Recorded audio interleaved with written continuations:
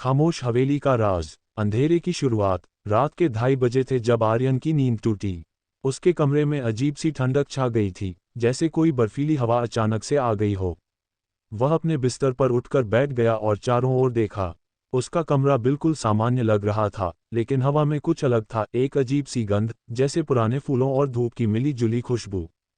आर्यन 28 साल का एक सफल आर्किटेक्ट था जो मुंबई में अपनी छोटी सी कंपनी चलाता था। वह एक तर्कसंगत व्यक्ति था और अंधविश्वास में बिल्कुल विश्वास नहीं करता था। लेकिन पिछले कुछ दिनों से उसके साथ अजीबोगरीब घटनाएं हो रही थीं। सबसे पहले तो उसे रात में अजीब सपने आने लगे थे। एक पुरानी हवेली का सपना जिसमें वह खुद को खड़ा पाता था। हवेली बहुत पुरानी और डरावनी थी, उसकी दीवारें काली पड़ गई थीं और खिड़कियों के शीशे टूटे हुए थे। सबसे अजीब बात यह थी कि हवेली उसे जानी पहचानी लगती थी, जैसे वह पहले कभी वहां गया हो। आर्यन ने मोबाइल उठाया और समय देखा, रात के 2:47। वह वापस लेटने की कोशिश की, लेकिन नींद नहीं आ रही थी। उसका मन बेचैन था। अचानक उसके फ़ोन पर एक मैसेज आया। क्या आप आर्यन शर्मा हैं? मुझे आपसे मिलना है। ये बहुत ज़रूरी है। अज्ञात नंबर। आर्यन ने सोचा कि शायद कोई गलत नंबर पर मैसेज भेज रहा है। उसने जवाब नहीं दिया और फ़ोन को साइड टेबल पर रख दिया।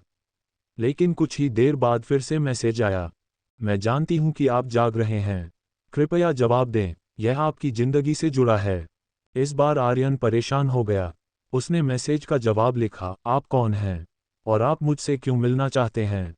तुरंत जवाब आया, मैं प्रिया हूँ। कल शाम 6 बजे कैफ़े ब्लू स्काई, बांद्रा में मिलिए। यह आपके अतीत से जुड़ा है। आर्यन का दिल तेजी से धड़कने लगा। प्रिया नाम उसे कहीं से जाना पहचाना लग रहा था, लेकिन वह याद नहीं कर पा रहा था कि कहाँ सुना था। अगली सुबह आर्यन ऑफिस गया, लेकिन उसका मन काम में नहीं लग रहा था। वह बार बार उस मैसेज के बारे में सोच रहा था। उसके असिस्टेंट रोहित ने पूछा, सर आप ठीक तो हैं? आप परेशान लग रहे हैं। कुछ नहीं रोहित, बस थक गया हूं, आर्यन ने जवाब दिया। शाम होते ही आर्यन ने फैसला किया कि वह कैफे जाएगा। जिज्ञासा उसे खाए जा रही थी। बांद्रा के कैफे ब्लू स्काई में पहुंचकर वह एक कोने की टेबल पर बैठ गया और इंतजार करने लगा। 6:15 पर एक लड़की अंदर आई। वह करीब 25-26 साल की थी, गोरी, लंबे काले बाल और बड़ी आंखें। लेकिन उसकी आंखों में एक अजीब सा डर था। वह आर्यन को देखकर उसकी तरफ आई। आप आर्यन हैं? उसने पूछा। हाँ। और आप प्रिया?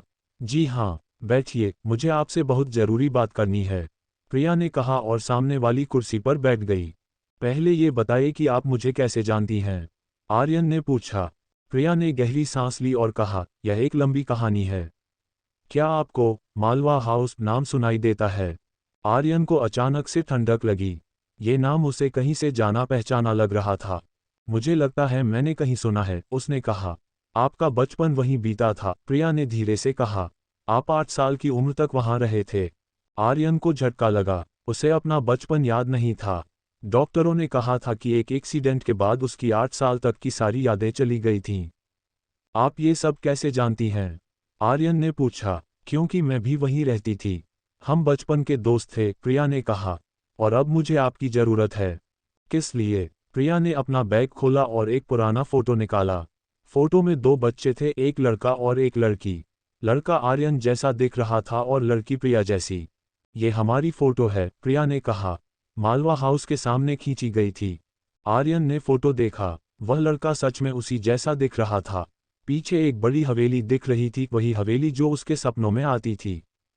ये हवेली? आर्यन ने कहा। हाँ, मालवा हाउस आपके दादाजी की संपत्ति थी, प्रिया ने कहा। लेकिन उस दिन के बाद से वहाँ कुछ अजीब हो रहा है। कौन सा दिन? जिस दिन आपका एक्सीडेंट हुआ था।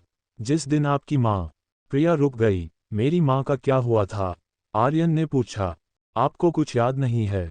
कुछ भी नहीं, मुझे सिर्फ इतना पता है कि एक एक्सीडेंट हुआ था और मेरे माता पिता की मौत हो गई थी। उसके बाद मैं अपने अंकल के साथ रहने लगा था। प्रिया की आंखों में आंसू आ गए। आर्यन, आपकी माँ की मौत कोई एक्सीडेंट नहीं था, उनकी हत्या हुई थी। आर्यन को लगा जैसे जमीन उसके पैरों तले खिसक गई हो। क्या कह रही हैं आप? सच कह रही हूँ। और अब वही हत्यारा वापस आया है। मालवा हाउस में अजीबोगरीब चीजें हो रही हैं। मुझे लगता है कि वह आपको भी ढूंढ रहा है। # अध्याय 2, भूली हुई यादें। आर्यन को लगा जैसे उसकी दुनिया हिल गई हो। उसने हमेशा यही समझा था कि उसके माता पिता की मौत एक कार एक्सीडेंट में हुई थी। लेकिन प्रिया जो कह रही थी वह सब कुछ बदल देता था। आप ये सब कैसे जानती हैं? आर्यन ने कांपती आवाज में पूछा। प्रिया ने चारों ओर देखा, जैसे वह ये सुनिश्चित करना चाहती हो कि कोई उन्हें नहीं सुन रहा। मैं उस दिन वहां थी, उसने धीरे से कहा। आपकी माँ चीख रही थी। खून था, बहुत सारा खून था। आर्यन के हाथ कांपने लगे। रुकिए, ये सब बहुत तेजी से हो रहा है। मुझे समझ नहीं आ रहा। आर्यन, मुझे भी नहीं पता था कि आप जिंदा हैं। मैंने सोचा था कि आप भी उस दिन। क्या मतलब? पुलिस ने कहा था कि पूरा परिवार मर गया है। लेकिन पिछले महीने मुझे पता चला कि आप जिंदा हैं और मुंबई में रहते हैं। आर्यन का सिर चकरा रहा था।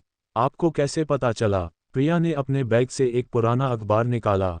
हेडलाइन थी, मशहूर आर्किटेक्ट आर्यन शर्मा को मिला बड़ा प्रोजेक्ट। नीचे आर्यन की फोटो छपी थी। यह अखबार मुझे किसी ने भेजा था। इसके साथ एक चिट्ठी भी थी। प्रिया ने चिट्ठी निकाली। उसमें लिखा था, वह जिंदा है। मालवा हाउस में सब कुछ ठीक नहीं है। उसे बचाना होगा। एक दोस्त। ये चिट्ठी किसने भेजी? आर्यन ने पूछा। पता नहीं, लेकिन जब से यह मिली है मेरे साथ अजीब चीजें हो रही हैं। कैसी अजीब चीजें? प्रिया ने अपनी आस्तीन ऊपर की। उसके हाथ पर नील के निशान थे। रात में कोई मुझे पकड़ता है। सपने में नहीं, असल में। सुबह उठकर देखती हूं तो ये निशान होते हैं। और वह रुक गई। और क्या? मुझे आवाजें सुनाई देती हैं। आपकी माँ की आवाज। वह कहती है, आर्यन को बचाओ, वह आ रहा है। आर्यन को ठंडक लगी। कौन आ रहा है? मुझे नहीं पता, लेकिन मुझे लगता है कि जिसने आपकी माँ को मारा था वह वापस आया है। अचानक कैफे की लाइटें बंद हो गईं। बिजली चली गई थी। अंधेरे में प्रिया ने आर्यन का हाथ पकड़ा। आर्यन, हमें यहाँ से जाना होगा। ये सुरक्षित नहीं है। क्यों? ये तो सिर्फ बिजली गई है। लेकिन तभी उन्हें एक आवाज सुनाई दी, धीमी, डरावनी हंसी। ये कैफे के अंदर से आ रही थी, लेकिन वहां सिर्फ वे दोनों थे। कैफे के मालिक ने जनरेटर चालू किया और लाइटें वापस आ गईं। लेकिन आर्यन और प्रिया दोनों के चेहरे पर डर था। ये वही आवाज थी, प्रिया ने कहा, जो मुझे रात में सुनाई देती है। आर्यन ने तुरंत बिल पे किया और वे दोनों कैफे से निकल गए। बाहर सड़क पर आकर आर्यन ने कहा, प्रिया, मुझे समझ नहीं आ रहा कि मैं इस सब पर विश्वास करूं या न करूं। लेकिन अगर आप सच कह रही हैं तो हमें पुलिस के पास जाना चाहिए। पुलिस? प्रिया ने कहा। आर्यन, पुलिस ही तो कह रही थी कि आप मर गए हैं। उन्होंने केस बंद कर दिया था। तो फिर हम क्या करें? हमें मालवा हाउस जाना होगा। वहीं सारे जवाब हैं। क्या? उस जगह जाना जहां मेरी मां की हत्या हुई थी? आप पागल हैं। आर्यन, ये हमारे पास एकमात्र रास्ता है। और मुझे लगता है कि आपकी यादें वहीं वापस आएंगी। आर्यन ने सोचा, उसके पास और कोई रास्ता नहीं था। अगर वह सच जानना चाहता था तो उसे वहां जाना ही होगा। ठीक है, उसने कहा। लेकिन हम अकेले नहीं जाएंगे। मैं अपने दोस्त रोहित को भी साथ ले जाऊंगा। ठीक है, लेकिन हमें जल्दी जाना होगा। मुझे लग रहा है कि समय कम है। मालवा हाउस कहाँ है? महाराष्ट्र के नासिक जिले में। मुंबई से करीब 200 किलोमीटर दूर। ठीक है, कल सुबह निकलते हैं। प्रिया ने आर्यन को अपना नंबर दिया और वे अलग हो गए। लेकिन घर जाते समय आर्यन को लग रहा था जैसे कोई उसका पीछा कर रहा हो। वह बार बार पीछे मुड़कर देखता था, लेकिन कोई नजर नहीं आता था। घर पहुंचकर आर्यन ने तुरंत अपने अंकल को फोन किया। हेलो अंकल, मैं आर्यन। हाँ बेटा, कैसे हो? अंकल, मुझे अपने बचपन के बारे में पूछना था। फोन के दूसरी तरफ खामोशी हो गई। कौन सी बात बेटा? मेरे माता पिता की मौत के बारे में। क्या वाकई यह एक एक्सीडेंट था? आर्यन, ये सब पुरानी बातें हैं। तुम क्यों परेशान हो रहे हो? अंकल, प्लीज सच बताइए। अंकल ने गहरी सांस ली। बेटा, कुछ चीजें भूल जाना ही बेहतर होता है। तुम्हारी जिंदगी अच्छी चल रही है। इन सब चीजों में मत पड़ो। लेकिन अंकल। आर्यन, मैं तुमसे एक बात कहता हूं। मालवा हाउस कभी मत जाना। वह जगह शापित है।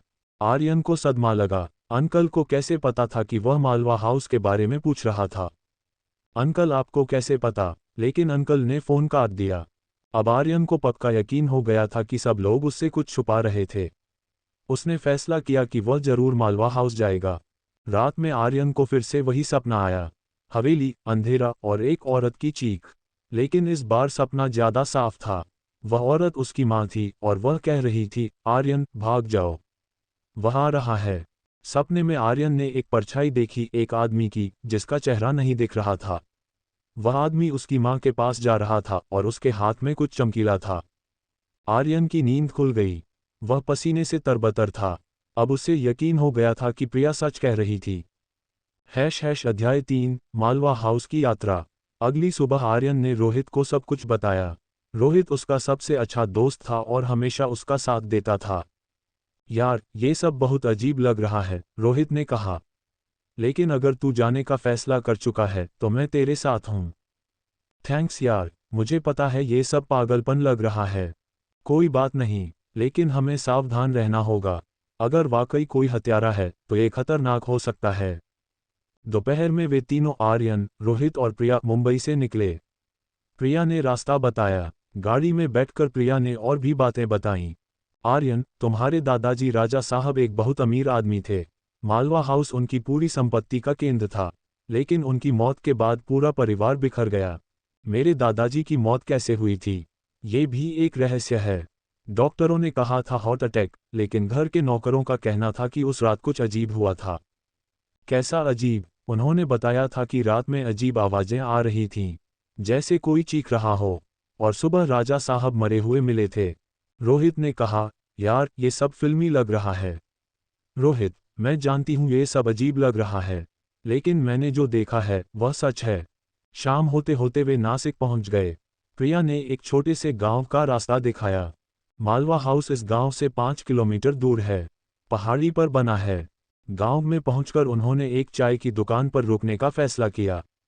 दुकानदार ने जब सुना कि वे मालवा हाउस जा रहे हैं तो उसका चेहरा पीला पड़ गया। साहब, आप वहां मत जाइए, वह जगह अछूत है। क्यों? आर्यन ने पूछा। वहां भूत प्रेत रहते हैं। जो भी वहां जाता है वह वापस नहीं आता। ये सब अंधविश्वास है, रोहित ने कहा। नहीं साहब, सच है। पिछले महीने एक लड़का वहां गया था। 3 दिन बाद मिला, लेकिन वह पागल हो गया था। बस एक ही बात कहता रहता था, वह आ रहा है, वह आ रहा है। प्रिया ने आर्यन की तरफ देखा। यही बात उसकी मां सपने में कहती थी। साहब, अगर आपको जरूर जाना है तो सुबह जाए। रात में वहां कुछ भी हो सकता है। लेकिन आर्यन ने फैसला किया था, नहीं, हम आज ही जाएंगे। सूरज डूबने से पहले वे मालवा हाउस की तरफ निकले। पहाड़ी का रास्ता टेढ़ा मेढ़ा था और जंगल से भरा हुआ था। गाड़ी धीरे धीरे ऊपर जा रही थी। अचानक आसमान में बादल छा गए और बारिश शुरू हो गई। हवा तेज हो गई थी और पेड़ों की डालियां आवाज कर रही थीं। यार, मौसम खराब हो गया है, रोहित ने कहा। कोई बात नहीं, हम पहुंच ही जाएंगे, आर्यन ने कहा। आखिरकार एक मोड़ के बाद उन्हें मालवा हाउस दिखाई दिया। ये बिल्कुल वैसा ही था जैसा आर्यन के सपनों में आता था। 3 मंजिला हवेली, काली दीवारें, टूटी खिड़कियां। सामने एक बड़ा बगीचा था जो अब जंगल बन गया था। यही है मालवा हाउस, प्रिया ने कहा। आर्यन को लगा जैसे वह सपना देख रहा हो। हवेली को देखते ही उसके दिमाग में कुछ तस्वीरें कौंधी। एक छोटा बच्चा जो इसी बगीचे में खेल रहा था। वह बच्चा वह खुद था। मुझे कुछ याद आ रहा है, आर्यन ने कहा। क्या? मैं यहाँ खेलता था, इस बगीचे में, और वहाँ, उसने एक पेड़ की तरफ इशारा किया, वहाँ एक झूला था। प्रिया चौंक गई। हाँ, वहाँ झूला था, हम दोनों उस पर झूलते थे। रोहित ने कहा, यार अब चलते हैं, अंधेरा हो रहा है। वे हवेली के मुख्य दरवाजे के पास गए। दरवाजा बंद था, लेकिन ताला टूटा हुआ था। आर्यन ने दरवाजा धकेला और वह खुल गया। अंदर से एक अजीब गंध आई, पुराने फूलों और धूप की गंध। यही गंध मुझे रात में आती है, आर्यन ने कहा। अंदर जाकर उन्होंने मोबाइल की टॉर्च जलाई। हवेली का हॉल बहुत बड़ा था। छत से पुराने झाड़ फानूस लटक रहे थे। दीवारों पर तस्वीरें टंगी थीं, जिन पर धूल की मोटी परत जमी थी। ये सब, आर्यन को और यादें आने लगीं। यहाँ एक बड़ी पार्टी हुई थी, मेरे दादाजी के जन्मदिन पर। प्रिया ने कहा, हाँ, वह आखिरी पार्टी थी। उसके बाद ही राजा साहब की मौत हो गई थी। अचानक ऊपर से कोई आवाज आई, जैसे कोई चल रहा हो। तीनों ने ऊपर देखा। कोई है यहाँ? रोहित ने पूछा। नहीं, प्रिया ने कहा। यहाँ कोई नहीं रहता। फिर आवाज आई, साफ और स्पष्ट, किसी के चलने की आवाज। हमें ऊपर जाना चाहिए, आर्यन ने कहा। क्या? यार, तू पागल है, रोहित ने कहा। अगर यहाँ कोई है तो हमें पता होना चाहिए। वे सीढ़ियों से ऊपर गए। पहली मंजिल पर कई कमरे थे। सभी के दरवाजे बंद थे। लेकिन एक कमरे से रोशनी आ रही थी। उस कमरे में रोशनी है, प्रिया ने कहा। आर्यन उस कमरे की तरफ गया और दरवाजा खोला। अंदर एक मोमबत्ती जल रही थी। कमरे में एक पुराना बिस्तर था और दीवार पर एक तस्वीर टंगी थी। आर्यन ने तस्वीर देखी। यह एक औरत की तस्वीर थी, खूबसूरत, मुस्कराती हुई। यह आर्यन का गला सूख गया। यह मेरी माँ है। प्रिया ने भी तस्वीर देखी। हाँ, यह आंटी हैं। लेकिन यहाँ मोमबत्ती कौन जलाता है? रोहित ने पूछा। तभी कमरे का दरवाजा जोर से बंद हो गया। तीनों ने दरवाजा खोलने की कोशिश की, लेकिन वह नहीं खुला। हम फंस गए हैं, रोहित ने कहा। अचानक कमरे का तापमान गिर गया। सर्दी लगने लगी। और फिर एक आवाज आई। आर्यन। यह एक औरत की आवाज थी। धीमी, दुखी। आर्यन, तुम वापस आ गए। आर्यन को लगा जैसे उसका दिल रुक गया हो। यह मेरी माँ की आवाज है। आर्यन, मुझे खुशी है कि तुम जिंदा हो। आवाज कमरे में गूंज रही थी, लेकिन कोई दिखाई नहीं दे रहा था। माँ, आर्यन ने कहा। हाँ बेटा, मैं यही हूँ, हमेशा से यही हूँ। प्रिया डर गई थी। रोहित की भी सांस तेज हो गई थी। आर्यन, तुम्हें सच जानना होगा, जो उस रात हुआ था। क्या हुआ था माँ? वह आया था, रात के अंधेरे में। उसने मुझसे कहा था कि वह तुम्हें भी मार देगा। कौन था वह, जो हमेशा से हमारी संपत्ति चाहता था, जो तुम्हारे दादाजी को भी मारा था? अचानक मोमबत्ती बुझ गई। कमरा अंधेरे में डूब गया। माँ, आर्यन चिल्लाया। लेकिन अब सिर्फ खामोशी थी। फिर दरवाजा खुल गया। तीनों बाहर निकले। वे सभी डरे हुए थे। ये सब क्या था? रोहित ने पूछा। मेरी माँ की आत्मा, आर्यन ने कहा। वह यही हैं, वह मुझसे कुछ कहना चाहती हैं। आर्यन, हमें यहाँ से जाना चाहिए, प्रिया ने कहा। नहीं, अभी नहीं, मुझे और जानना है। वे नीचे आए। हॉल में वे एक तरफ बैठ गए। प्रिया, तुमने बताया नहीं था कि उस रात तुमने क्या देखा था, आर्यन ने कहा। प्रिया ने गहरी सांस ली। मैं अपने घर में थी। हमारा घर इस हवेली के पास ही था। रात के करीब 12 बजे मुझे चीखने की आवाज़ सुनाई दी। मैं खिड़की से देखने गई। और फिर मैंने देखा कि हवेली में लाइटें जल रही थीं। और आंटी की आवाज़ आ रही थी। वह कह रही थी, नहीं, प्लीज़ आर्यन को छोड़ दो। आर्यन का दिल तेजी से धड़कने लगा। फिर मैंने एक आदमी को देखा। वह हवेली से बाहर निकला। उसके कपड़ों पर खून लगा था। तुमने उसका चेहरा देखा था? नहीं, बहुत अंधेरा था, लेकिन वह लंबा था और उसके हाथ में कुछ था। क्या? चाकू, खून से भरा चाकू। रोहित ने कहा। यार, ये सब सुनकर डर लग रहा है। उसके बाद क्या हुआ? आर्यन ने पूछा। मैं घर में छुप गई। सुबह पुलिस आई। उन्होंने कहा कि परिवार की कार एक्सीडेंट में गिर गई है। लेकिन मुझे पता था कि यह झूठ है। तुमने पुलिस को नहीं बताया? मैंने कोशिश की, लेकिन किसी ने मेरी बात नहीं सुनी। कहा कि मैं छोटी हूँ, सपना देखा होगा। अचानक हवेली में तेज हवा चलने लगी। दरवाजे और खिड़कियां हिलने लगीं। कुछ गड़बड़ है, रोहित ने कहा। तभी उन्हें फुसफुसाहट सुनाई दी, जैसे कोई उनके कान में बोल रहा हो। वह आ रहा है, वह आ रहा है। तीनों ने चारों ओर देखा। कोई नहीं था। आर्यन, भाग जाओ, अभी भी समय है। यह आर्यन की माँ की आवाज़ थी। माँ, कौन आ रहा है? वही, जिसने मुझे मारा था। वह जानता है कि तुम यहाँ हो। अचानक हवेली के बाहर से एक कार के ब्रेक लगने की आवाज़ आई। कोई आया है, प्रिया ने कहा। आर्यन ने खिड़की से बाहर देखा। एक काली कार हवेली के सामने खड़ी थी। कार से एक आदमी निकला। अंधेरे में उसका चेहरा साफ नहीं दिख रहा था। हमें छुपना होगा, रोहित ने कहा। लेकिन आर्यन हिला नहीं। नहीं, मैं जानना चाहता हूं कि यह कौन है। वह आदमी हवेली की तरफ आ रहा था। उसके हाथ में एक टॉर्च थी। आर्यन, चलो यहाँ से, प्रिया ने कहा। लेकिन तभी हवेली का दरवाजा खुला। वह आदमी अंदर आया। टॉर्च की रोशनी में उसका चेहरा दिखा। आर्यन को सदमा लगा। अंकल, आप यहाँ क्या कर रहे हैं? हाँ, वह आदमी आर्यन का अंकल था, विनोद शर्मा। अध्याय 4, भयानक सच। विनोद अंकल के चेहरे पर कोई आश्चर्य नहीं था, जैसे वह जानता हो कि आर्यन यहाँ होगा। आर्यन, मैंने तुमसे कहा था कि यहाँ मत आना। अंकल, आप यहाँ कैसे पहुँचे? और आपको कैसे पता था कि हम यहाँ हैं? विनोद ने गहरी सांस ली। क्योंकि मैं तुम्हारा पीछा कर रहा था। रोहित और प्रिया एक दूसरे की तरफ देखने लगे। पीछा क्यों? आर्यन ने पूछा। क्योंकि मुझे पता था कि तुम यहाँ आओगे, और मुझे तुम्हें रोकना था। क्यों? विनोद ने चारों ओर देखा। ये जगह खतरनाक है आर्यन। यहाँ जो हुआ था, वह फिर से हो सकता है। अंकल, आप सच बताए। मेरे माता पिता की मौत कैसे हुई थी? विनोद की आंखों में डर था। आर्यन, कुछ चीजें जानना बेहतर नहीं होता, लेकिन मैं जानना चाहता हूँ। तभी अचानक हवेली में तेज आवाज आई, जैसे कोई चीज गिरी हो। क्या था ये? रोहित ने पूछा। विनोद का चेहरा पीला पड़ गया। हमें यहाँ से तुरंत जाना होगा। क्यों? क्या है यहाँ? आर्यन, वक्त नहीं है समझाने का। चलो यहाँ से। लेकिन तभी हॉल की सभी लाइटें अचानक जल गईं। पुराने झाड़फानूस चमकने लगे, लेकिन बिजली का कनेक्शन तो कटा हुआ था। ये कैसे हो रहा है? प्रिया ने पूछा। अचानक सीढ़ियों से कोई उतरने की आवाज आई, धीमे धीमे कदमों की आवाज। सभी ने ऊपर देखा। सीढ़ियों पर एक परछाई दिखी, एक आदमी की परछाई, लेकिन कोई व्यक्ति नजर नहीं आ रहा था। भागो! विनोद चिल्लाया, लेकिन तभी हवेली के सारे दरवाजे बंद हो गए। वे सभी अंदर फंस गए थे। परछाई धीरे धीरे नीचे आ रही थी, और अब एक आवाज भी आ रही थी, एक पुरुष की आवाज, लेकिन बहुत डरावनी। विनोद, तुम आ गए। विनोद की सांस तेज हो गई। नहीं, यह नहीं हो सकता। कौन है ये? आर्यन ने पूछा। ये तुम्हारे दादाजी हैं, विनोद ने कांपती आवाज में कहा। दादाजी? लेकिन वे तो मर गए थे। राजा साहब की आत्मा यहीं भटक रही है। उस रात के बाद से। परछाई अब हॉल में आ गई थी, और अब वह आकार लेने लगी। एक बुजुर्ग व्यक्ति का रूप, लेकिन उसकी आंखें लाल थीं और चेहरा गुस्से से भरा था।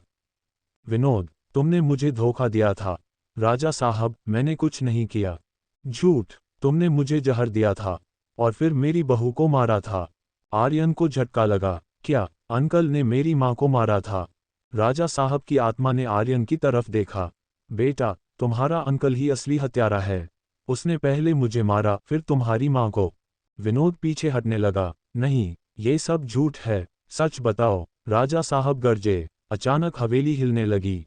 ठीक है, विनोद चिल्लाया। हाँ, मैंने किया था, लेकिन मेरे पास कोई रास्ता नहीं था। आर्यन को लगा जैसे जमीन उसके पैरों तले खिसक गई हो। क्यों किया आपने ये सब? विनोद ने आंसू भरी आंखों से कहा। पैसे के लिए। मेरे ऊपर बहुत कर्जा था। राजा साहब की संपत्ति चाहिए थी, लेकिन वे आपके भाई थे, सौतेला भाई, और उन्होंने हमेशा मुझे नीचा दिखाया था। राजा साहब की आत्मा और गुस्से में आ गई। तुमने मेरी बहू को क्यों मारा? क्योंकि उसे शक हो गया था। उसने देख लिया था कि मैंने आपके खाने में जहर मिलाया था। प्रिया ने कहा। तो यह आप ही थे जो उस रात हवेली से निकले थे? हाँ, मैंने सोचा था कि आर्यन भी मर गया है, लेकिन पता चला कि वह जिंदा है। तो आपने उसकी यादें क्यों मिटवाईं?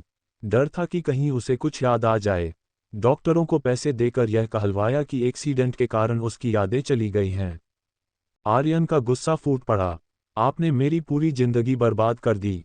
मैं अपने माता पिता के हत्यारे के साथ रहता रहा। आर्यन, मैंने तुम्हारा ख्याल रखा। बकवास! आपने सिर्फ इसलिए मेरा ख्याल रखा ताकि किसी को शक ना हो। राजा साहब की आत्मा विनोद के पास आ गई। अब तुम्हारी सजा का वक्त आया है। विनोद डर गया। नहीं, प्लीज! अचानक विनोद के गले में हाथ के निशान दिखाई दिए, जैसे कोई उसका गला दबा रहा हो। अंकल! आर्यन चिल्लाया, लेकिन तभी आर्यन की मां की आवाज आई। आर्यन, उसे जाने दो। बदला लेकर कुछ नहीं होगा। लेकिन मां, उसने आपको मारा। मैं जानती हूं बेटा, लेकिन अब तुम सच जान गए हो। बस यही काफी है। राजा साहब रुक गए। विनोद गिरकर सांस लेने लगा।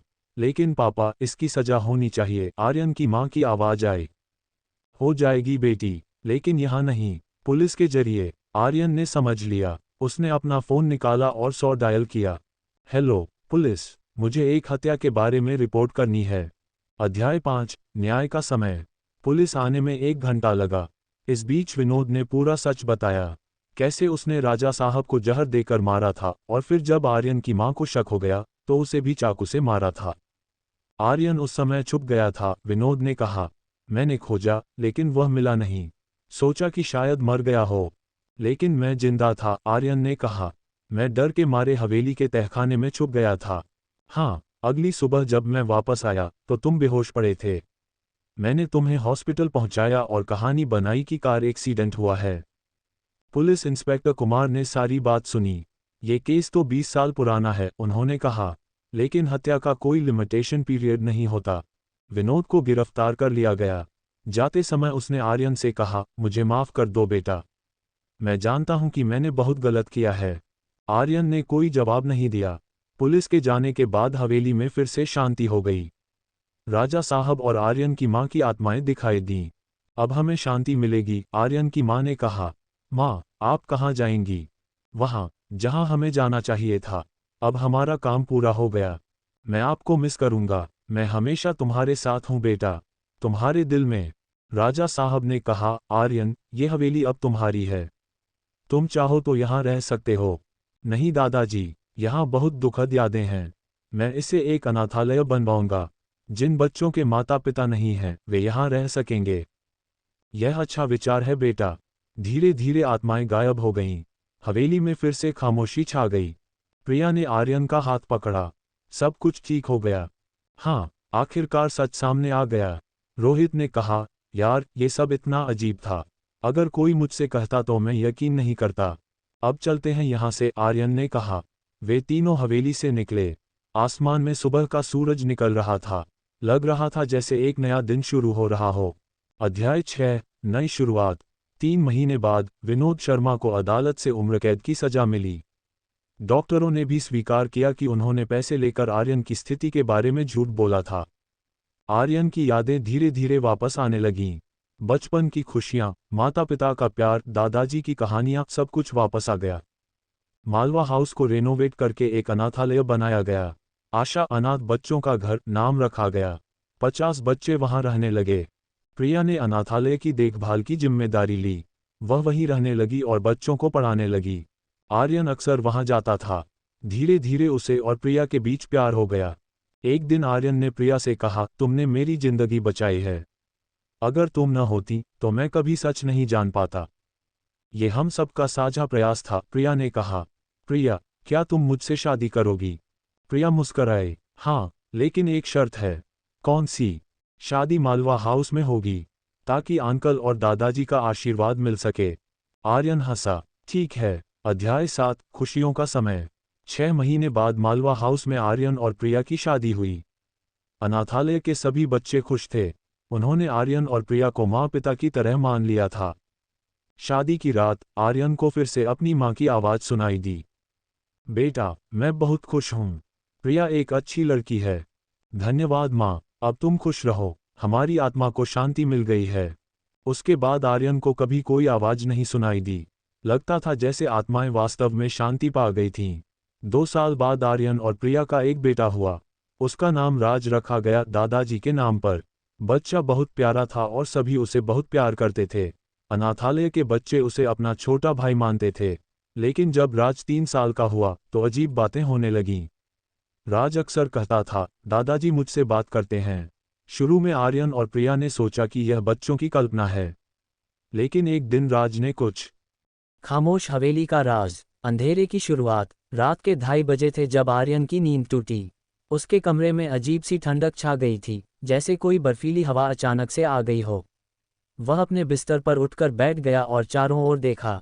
उसका कमरा बिल्कुल सामान्य लग रहा था, लेकिन हवा में कुछ अलग था, एक अजीब सी गंध, जैसे पुराने फूलों और धूप की मिली जुली खुशबू।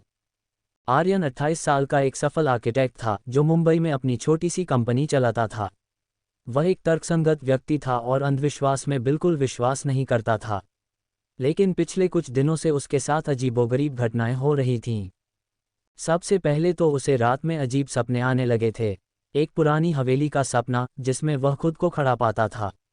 हवेली बहुत पुरानी और डरावनी थी, उसकी दीवारें काली पड़ गई थीं और खिड़कियों के शीशे टूटे हुए थे। सबसे अजीब बात यह थी कि हवेली उसे जानी पहचानी लगती थी, जैसे वह पहले कभी वहां गया हो। आर्यन ने मोबाइल उठाया और समय देखा, रात के 2:47। वह वापस लेटने की कोशिश की, लेकिन नींद नहीं आ रही थी। उसका मन बेचैन था। अचानक उसके फ़ोन पर एक मैसेज आया। क्या आप आर्यन शर्मा हैं? मुझे आपसे मिलना है, ये बहुत ज़रूरी है, अज्ञात नंबर। आर्यन ने सोचा कि शायद कोई गलत नंबर पर मैसेज भेज रहा है। उसने जवाब नहीं दिया और फ़ोन को साइड टेबल पर रख दिया। लेकिन कुछ ही देर बाद फिर से मैसेज आया। मैं जानती हूँ कि आप जाग रहे हैं, कृपया जवाब दें, यह आपकी ज़िंदगी से जुड़ा है। इस बार आर्यन परेशान हो गया। उसने मैसेज का जवाब लिखा, आप कौन हैं और आप मुझसे क्यों मिलना चाहते हैं? तुरंत जवाब आया, मैं प्रिया हूँ। कल शाम 6 बजे कैफ़े ब्लू स्काई, बांद्रा में मिलिए। यह आपके अतीत से जुड़ा है। आर्यन का दिल तेजी से धड़कने लगा। प्रिया नाम उसे कहीं से जाना पहचाना लग रहा था, लेकिन वह याद नहीं कर पा रहा था कि कहाँ सुना था। अगली सुबह आर्यन ऑफिस गया, लेकिन उसका मन काम में नहीं लग रहा था। वह बार बार उस मैसेज के बारे में सोच रहा था। उसके असिस्टेंट रोहित ने पूछा, सर आप ठीक तो हैं?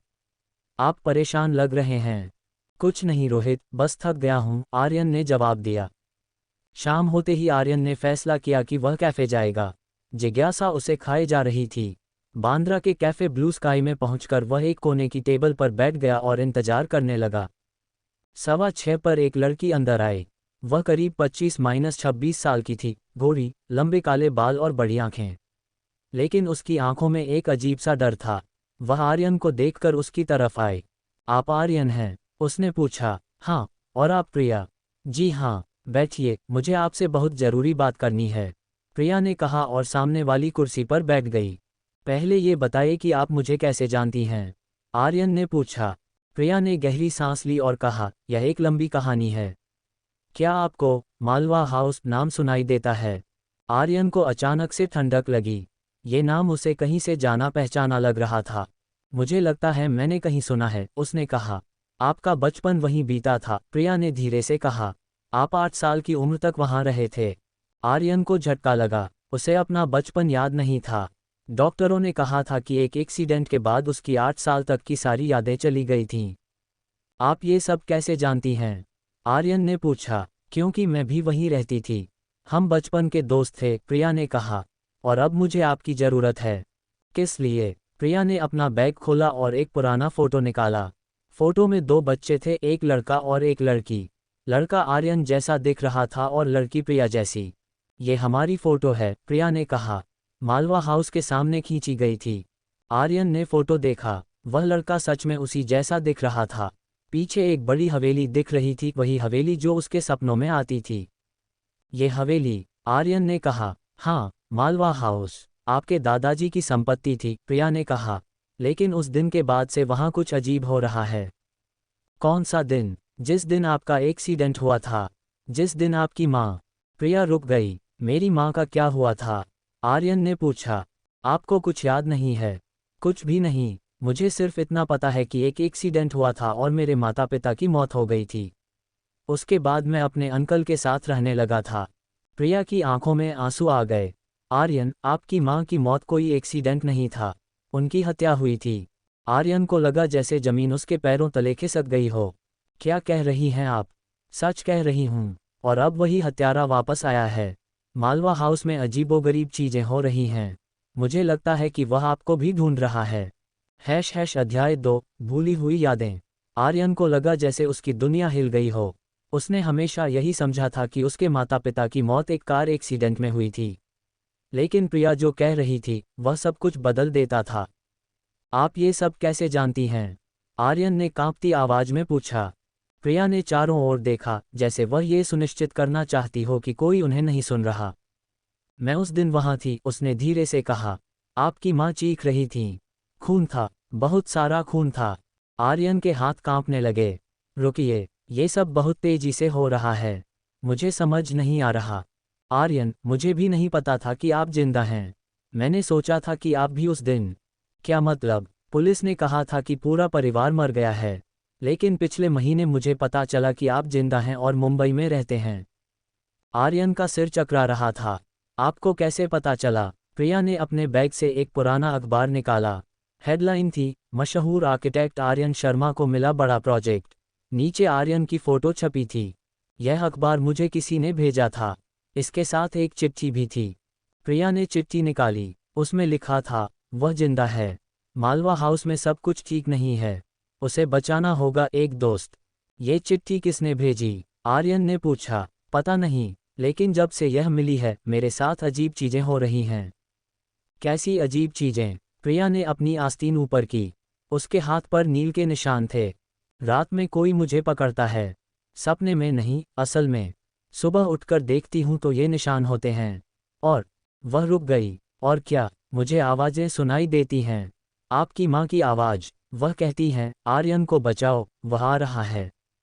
आर्यन को ठंडक लगी। कौन आ रहा है? मुझे नहीं पता, लेकिन मुझे लगता है कि जिसने आपकी माँ को मारा था वह वापस आया है। अचानक कैफे की लाइटें बंद हो गईं। बिजली चली गई थी। अंधेरे में प्रिया ने आर्यन का हाथ पकड़ा। आर्यन, हमें यहाँ से जाना होगा। ये सुरक्षित नहीं है। क्यों? ये तो सिर्फ बिजली गई है। लेकिन तभी उन्हें एक आवाज़ सुनाई दी, धीमी, डरावनी हंसी। ये कैफे के अंदर से आ रही थी, लेकिन वहाँ सिर्फ वे दोनों थे। कैफे के मालिक ने जनरेटर चालू किया और लाइटें वापस आ गईं। लेकिन आर्यन और प्रिया दोनों के चेहरे पर डर था।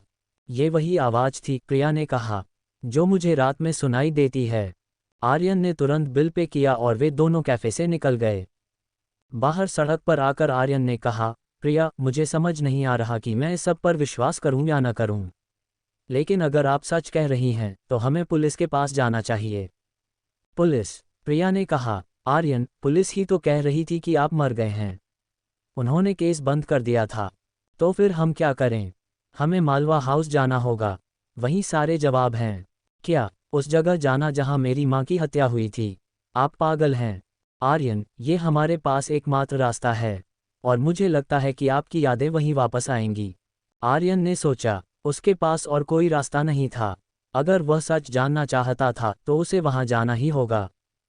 ठीक है, उसने कहा, लेकिन हम अकेले नहीं जाएंगे। मैं अपने दोस्त रोहित को भी साथ ले जाऊंगा। ठीक है, लेकिन हमें जल्दी जाना होगा। मुझे लग रहा है कि समय कम है। मालवा हाउस कहाँ है? महाराष्ट्र के नासिक जिले में, मुंबई से करीब 200 किलोमीटर दूर।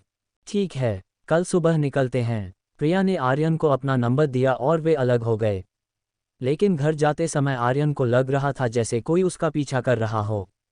वह बार बार पीछे मुड़कर देखता था, लेकिन कोई नज़र नहीं आता था। घर पहुंचकर आर्यन ने तुरंत अपने अंकल को फ़ोन किया। हेलो अंकल, मैं आर्यन। हाँ बेटा, कैसे हो? अंकल, मुझे अपने बचपन के बारे में पूछना था। फ़ोन के दूसरी तरफ खामोशी हो गई। कौन सी बात बेटा? मेरे माता पिता की मौत के बारे में। क्या वाकई यह एक एक्सीडेंट था? आर्यन, ये सब पुरानी बातें हैं। तुम क्यों परेशान हो रहे हो? अंकल, प्लीज़ सच बताइए। अंकल ने गहरी सांस ली। बेटा, कुछ चीज़ें भूल जाना ही बेहतर होता है। तुम्हारी जिंदगी अच्छी चल रही है। इन सब चीज़ों में मत पड़ो। लेकिन अंकल, आर्यन, मैं तुमसे एक बात कहता हूँ। मालवा हाउस कभी मत जाना। वह जगह शापित है। आर्यन को सदमा लगा। अंकल को कैसे पता था कि वह मालवा हाउस के बारे में पूछ रहा था? अंकल, आपको कैसे पता? लेकिन अंकल ने फ़ोन काट दिया। अब आर्यन को पक्का यकीन हो गया था कि सब लोग उससे कुछ छुपा रहे थे। उसने फैसला किया कि वह जरूर मालवा हाउस जाएगा। रात में आर्यन को फिर से वही सपना आया। हवेली, अंधेरा और एक औरत की चीख। लेकिन इस बार सपना ज़्यादा साफ था। वह औरत उसकी माँ थी और वह कह रही थी, आर्यन, भाग जाओ, वह आ रहा है। सपने में आर्यन ने एक परछाई देखी, एक आदमी की, जिसका चेहरा नहीं दिख रहा था। वह आदमी उसकी माँ के पास जा रहा था और उसके हाथ में कुछ चमकीला था। आर्यन की नींद खुल गई। वह पसीने से तरबतर था। अब उसे यकीन हो गया था कि प्रिया सच कह रही थी। अध्याय 3, मालवा हाउस की यात्रा। अगली सुबह आर्यन ने रोहित को सब कुछ बताया। रोहित उसका सबसे अच्छा दोस्त था और हमेशा उसका साथ देता था। यार, ये सब बहुत अजीब लग रहा है, रोहित ने कहा। लेकिन अगर तू जाने का फैसला कर चुका है तो मैं तेरे साथ हूँ। थैंक्स यार, मुझे पता है ये सब पागलपन लग रहा है। कोई बात नहीं, लेकिन हमें सावधान रहना होगा। अगर वाकई कोई हत्यारा है तो ये खतरनाक हो सकता है। दोपहर में वे तीनों, आर्यन, रोहित और प्रिया, मुंबई से निकले। प्रिया ने रास्ता बताया। गाड़ी में बैठकर प्रिया ने और भी बातें बताईं। आर्यन, तुम्हारे दादाजी राजा साहब एक बहुत अमीर आदमी थे। मालवा हाउस उनकी पूरी संपत्ति का केंद्र था। लेकिन उनकी मौत के बाद पूरा परिवार बिखर गया। मेरे दादाजी की मौत कैसे हुई थी, ये भी एक रहस्य है। डॉक्टरों ने कहा था हार्ट अटैक, लेकिन घर के नौकरों का कहना था कि उस रात कुछ अजीब हुआ था। कैसा अजीब? उन्होंने बताया था कि रात में अजीब आवाज़ें आ रही थीं, जैसे कोई चीख रहा हो। और सुबह राजा साहब मरे हुए मिले थे। रोहित ने कहा, यार, ये सब फिल्मी लग रहा है। रोहित, मैं जानती हूँ ये सब अजीब लग रहा है, लेकिन मैंने जो देखा है वह सच है। शाम होते होते वे नासिक पहुँच गए। प्रिया ने एक छोटे से गांव का रास्ता दिखाया। मालवा हाउस इस गांव से 5 किलोमीटर दूर है।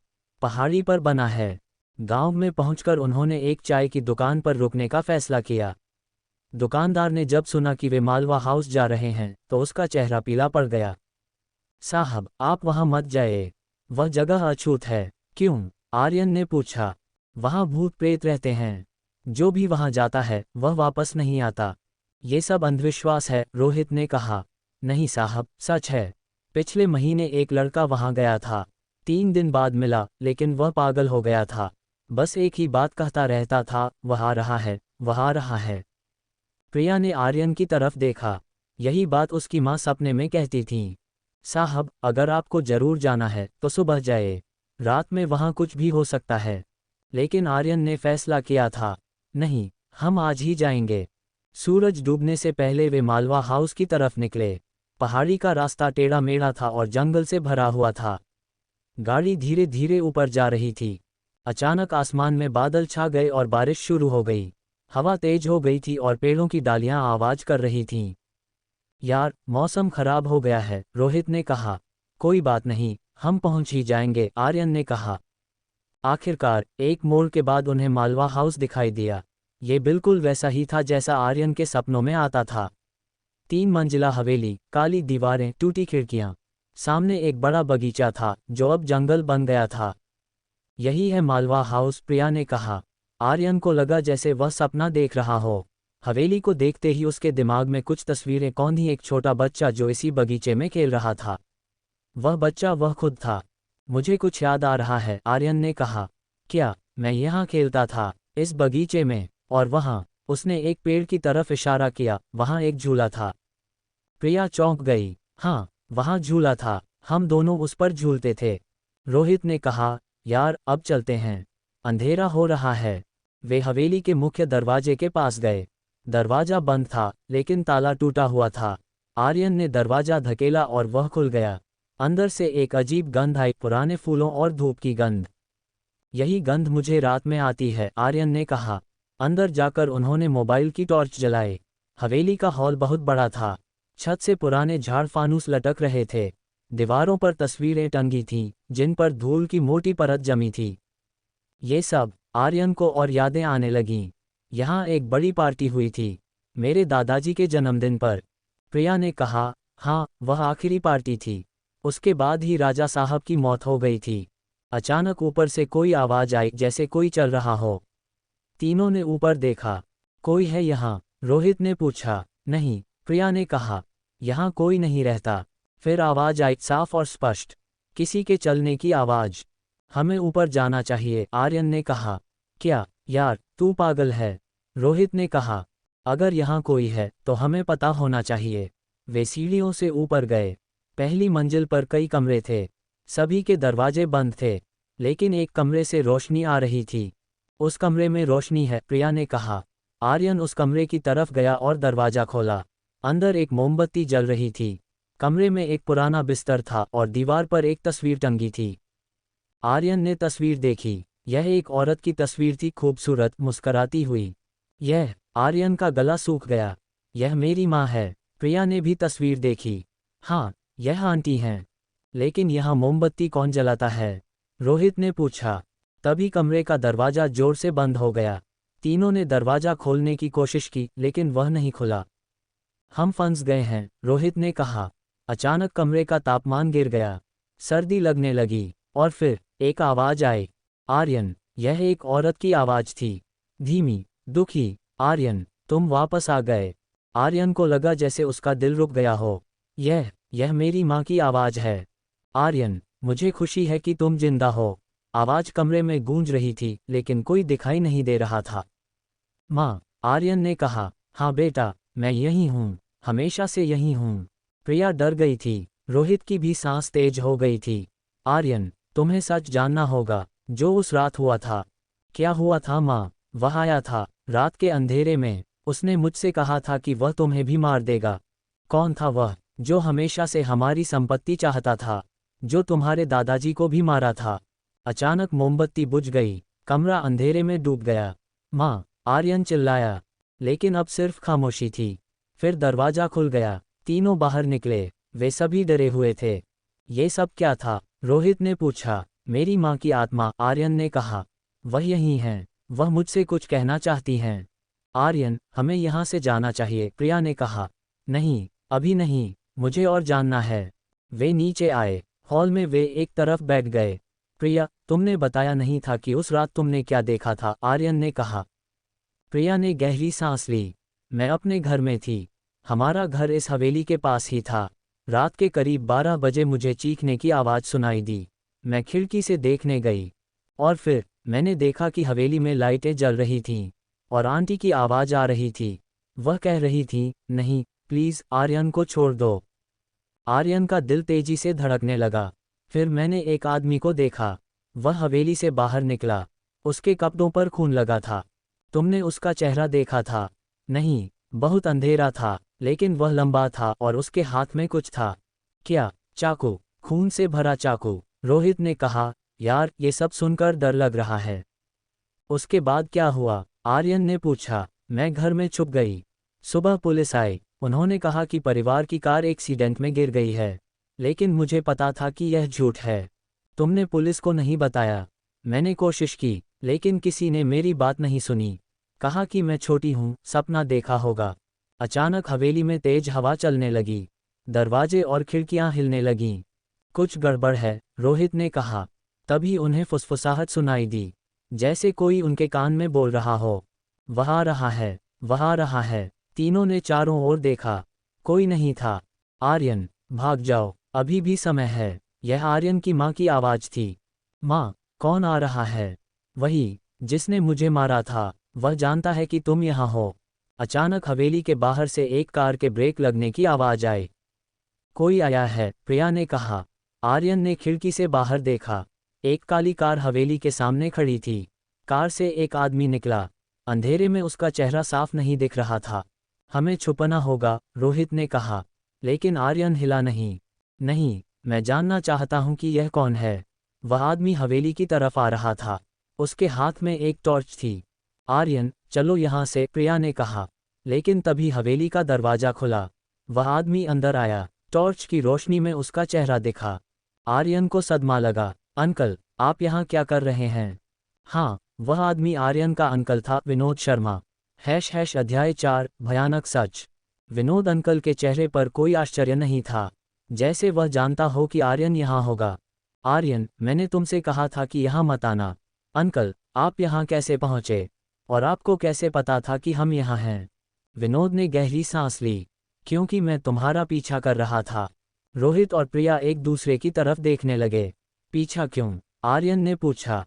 क्योंकि मुझे पता था कि तुम यहाँ आओगे और मुझे तुम्हें रोकना था। क्यों? विनोद ने चारों ओर देखा। ये जगह खतरनाक है आर्यन। यहाँ जो हुआ था वह फिर से हो सकता है। अंकल, आप सच बताइए, मेरे माता पिता की मौत कैसे हुई थी? विनोद की आंखों में डर था। आर्यन, कुछ चीजें जानना बेहतर नहीं होता, लेकिन मैं जानना चाहता हूँ।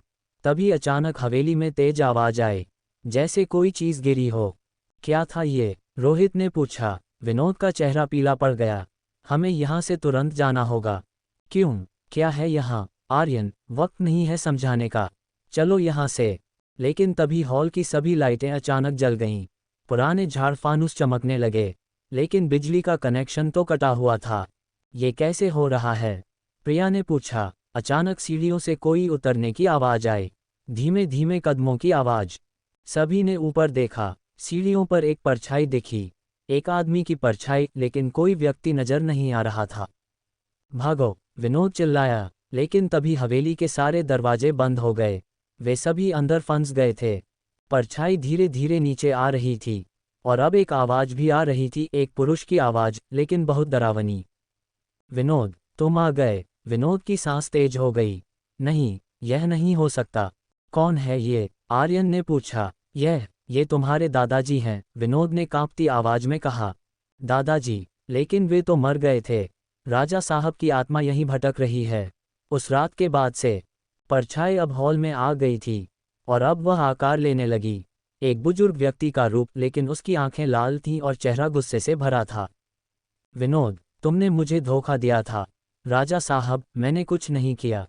झूठ, तुमने मुझे जहर दिया था और फिर मेरी बहू को मारा था। आर्यन को झटका लगा। क्या? अंकल ने मेरी माँ को मारा था? राजा साहब की आत्मा ने आर्यन की तरफ देखा। बेटा, तुम्हारा अंकल ही असली हत्यारा है। उसने पहले मुझे मारा, फिर तुम्हारी माँ को। विनोद पीछे हटने लगा। नहीं, ये सब झूठ है, सच बताओ, राजा साहब गरजे। अचानक हवेली हिलने लगी। ठीक है, विनोद चिल्लाया। हाँ, मैंने किया था, लेकिन मेरे पास कोई रास्ता नहीं था। आर्यन को लगा जैसे जमीन उसके पैरों तले खिसक गई हो। क्यों क्यों किया आपने ये सब? विनोद ने आंसू भरी आंखों से कहा, पैसे के लिए। मेरे ऊपर बहुत कर्जा था। राजा साहब की संपत्ति चाहिए थी, लेकिन वे आपके भाई थे, सौतेला भाई, और उन्होंने हमेशा मुझे नीचा दिखाया था। राजा साहब की आत्मा और गुस्से में आ गई। तुमने मेरी बहू को क्यों मारा? क्योंकि उसे शक हो गया था। उसने देख लिया था कि मैंने आपके खाने में जहर मिलाया था। प्रिया ने कहा, तो यह आप ही थे जो उस रात हवेली से निकले थे? हाँ, मैंने सोचा था कि आर्यन भी मर गया है, लेकिन पता चला कि वह जिंदा है। तो आपने उसकी यादें क्यों मिटवाईं? डर था कि कहीं उसे कुछ याद आ जाए। डॉक्टरों को पैसे देकर यह कहलवाया कि एक्सीडेंट के कारण उसकी यादें चली गई हैं। आर्यन का गुस्सा फूट पड़ा। आपने मेरी पूरी जिंदगी बर्बाद कर दी। मैं अपने माता पिता के हत्यारे के साथ रहता रहा। आर्यन, मैंने तुम्हारा ख्याल रखा। बकवास, आपने सिर्फ इसलिए मेरा ख्याल रखा ताकि किसी को शक ना हो। राजा साहब की आत्मा विनोद के पास आ गई। अब तुम्हारी सजा का वक्त आया है। विनोद डर गया। नहीं, प्लीज। अचानक विनोद के गले में हाथ के निशान दिखाई दिए, जैसे कोई उसका गला दबा रहा हो। अंकल, आर्यन चिल्लाया, लेकिन तभी आर्यन की माँ की आवाज आई। आर्यन, उसे जाने दो। बदला लेकर कुछ नहीं होगा। लेकिन माँ, उसने आपको मारा। मैं जानती हूँ बेटा, लेकिन अब तुम सच जान गए हो। बस यही काफ़ी है। राजा साहब रुक गए। विनोद गिरकर सांस लेने लगा। लेकिन पापा, इसकी सजा होनी चाहिए। आर्यन की माँ की आवाज आई। हो जाएगी बेटी, लेकिन यहाँ नहीं। पुलिस के जरिए। आर्यन ने समझ लिया। उसने अपना फ़ोन निकाला और 100 डायल किया। हेलो पुलिस, मुझे एक हत्या के बारे में रिपोर्ट करनी है। अध्याय 5, न्याय का समय। पुलिस आने में 1 घंटा लगा। इस बीच विनोद ने पूरा सच बताया, कैसे उसने राजा साहब को जहर देकर मारा था, और फिर जब आर्यन की मां को शक हो गया तो उसे भी चाकू से मारा था। आर्यन उस समय छुप गया था। विनोद ने कहा, मैंने खोजा, लेकिन वह मिला नहीं। सोचा कि शायद मर गया हो, लेकिन मैं जिंदा था। आर्यन ने कहा, मैं डर के मारे हवेली के तहखाने में छुप गया था। हाँ, अगली सुबह जब मैं वापस आया तो तुम बेहोश पड़े थे। मैंने तुम्हें हॉस्पिटल पहुंचाया और कहानी बनाई कि कार एक्सीडेंट हुआ है। पुलिस इंस्पेक्टर कुमार ने सारी बात सुनी। ये केस तो 20 साल पुराना है, उन्होंने कहा, लेकिन हत्या का कोई लिमिटेशन पीरियड नहीं होता। विनोद को गिरफ्तार कर लिया गया। जाते समय उसने आर्यन से कहा, मुझे माफ़ कर दो बेटा। मैं जानता हूं कि मैंने बहुत गलत किया है। आर्यन ने कोई जवाब नहीं दिया।